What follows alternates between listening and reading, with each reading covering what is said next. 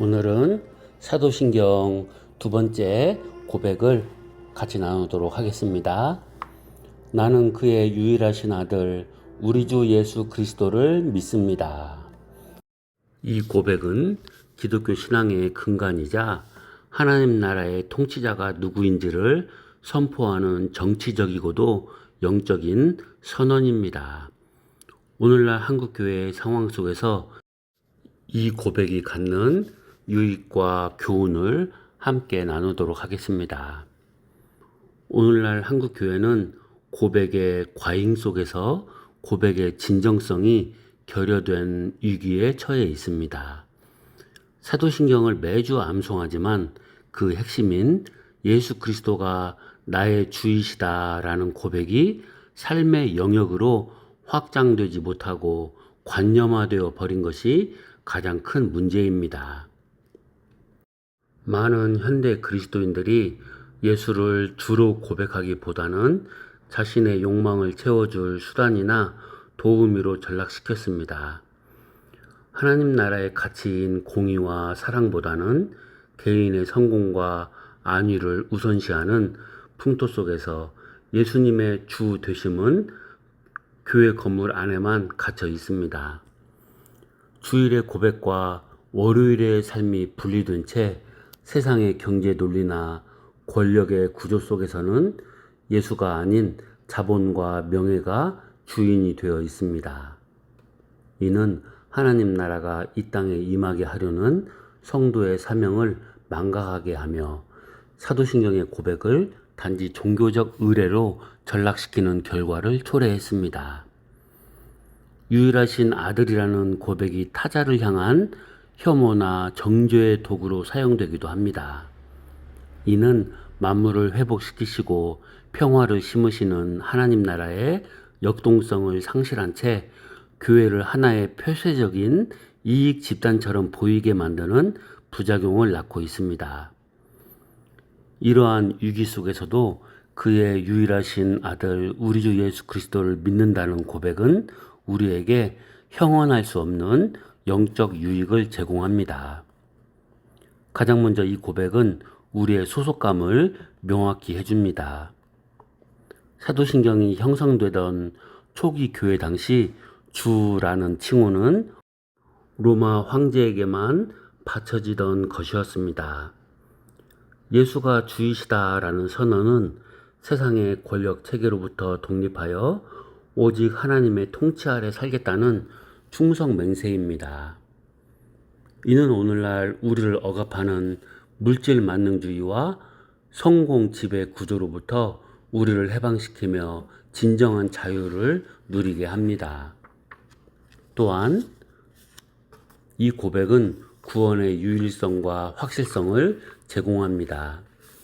요한복음 3장 16절과 로마서 10장 9절의 말씀처럼 예수 그리스도가 하나님의 유일하신 아들이라는 사실은 인류의 타락과 고통을 해결할 유일한 대안이 오직 하늘로부터 내려온 사랑에 있음을 확증합니다.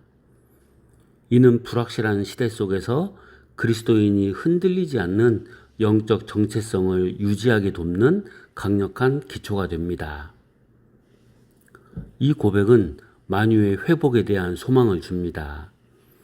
예수님이 주님이시라는 것은 그분이 교회만의 주인이 아니라 정치, 경제, 사회, 문화를 포함한 온 우주의 통치자이심을 의미합니다. 성도는 이 고백을 통해 세상의 악이 승리하는 것처럼 보이는 순간에도 결국 하나님 나라가 완성될 것이라는 승리의 확신을 얻게 됩니다. 우리가 예배 때마다 혹은 삶의 결정적인 순간마다 고백하는 나는 그의 유일하신 아들 우리 주 예수 그리스도를 믿습니다 라는 문장은 단순한 지적인 동의가 아닙니다. 이는 우주의 창조주와 피조물인 나 사이의 관계를 정의하는 가장 강력한 선언이며 동시에 하나님 나라의 시민권을 확인하는 영적 인침입니다.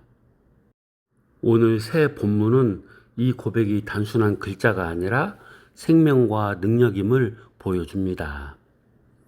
하나님 나라라는 거대한 관점 안에서 우리가 믿는 예수 그리스도가 누구이신지, 그분이 우리에게 어떤 도리를 요구하시며 어떤 위로를 주시는지 생각해 보려고 합니다.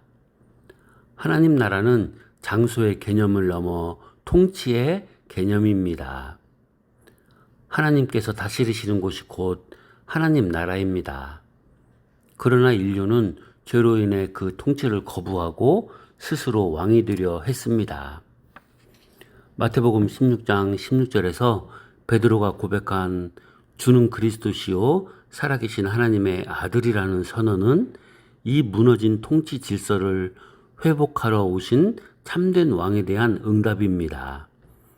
여기서 그리스도는 기름 부음 받은 자, 곧 왕과 제사장과 선지자의 직분을 완성하신 분을 뜻합니다.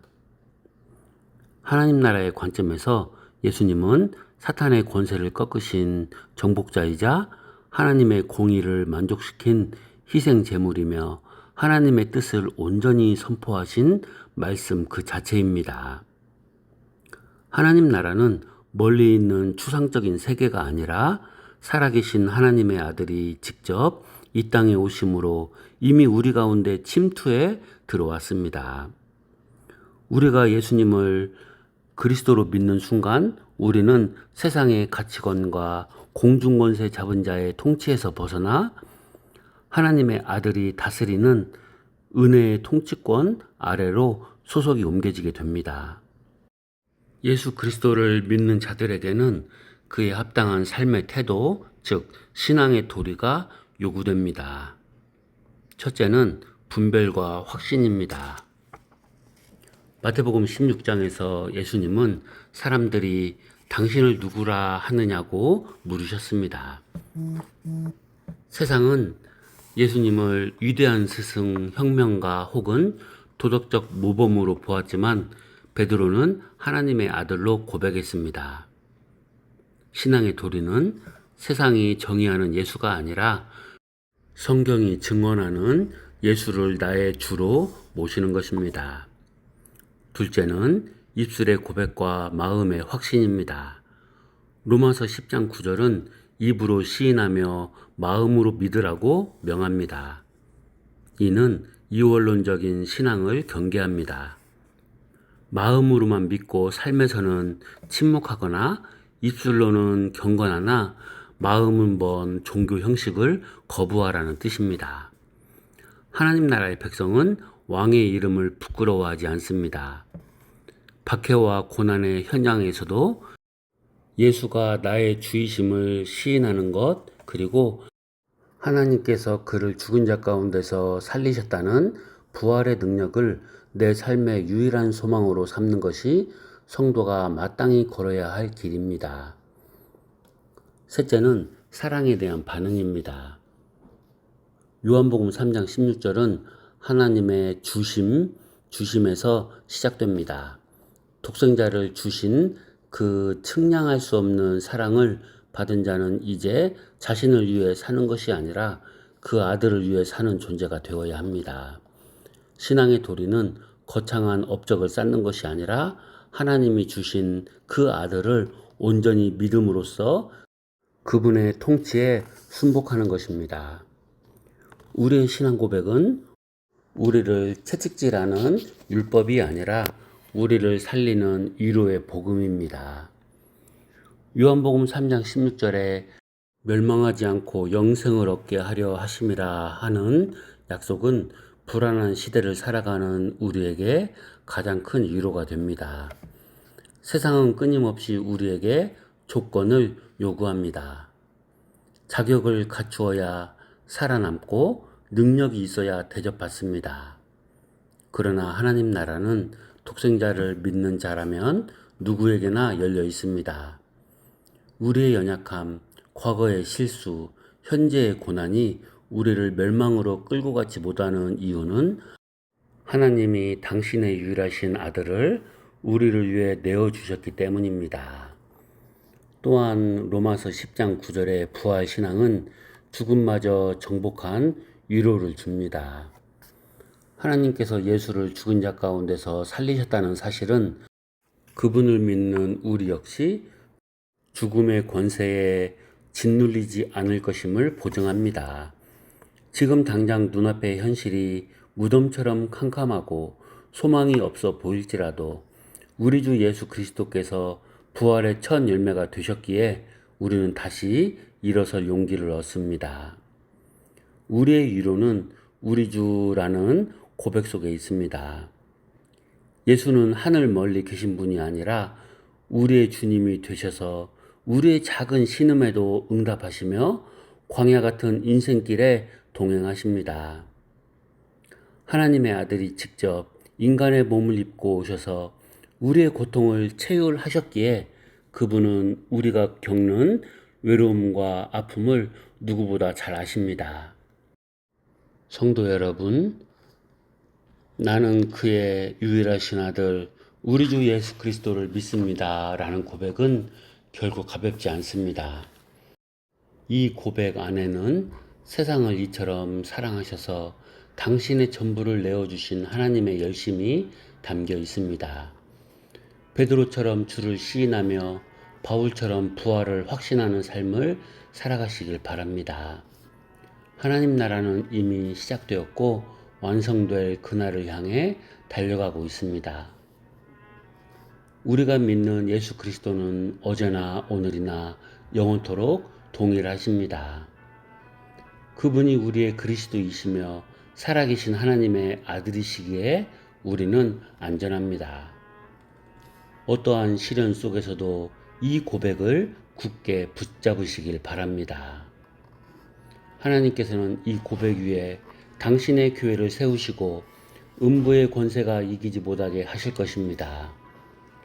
영생의 소망 안에서 주님의 통치를 즐거워하며 입술과 삶으로 예수를 시인하는 복된 하나님 나라의 백성들이 되시기를 간절히 소망합니다. 아멘.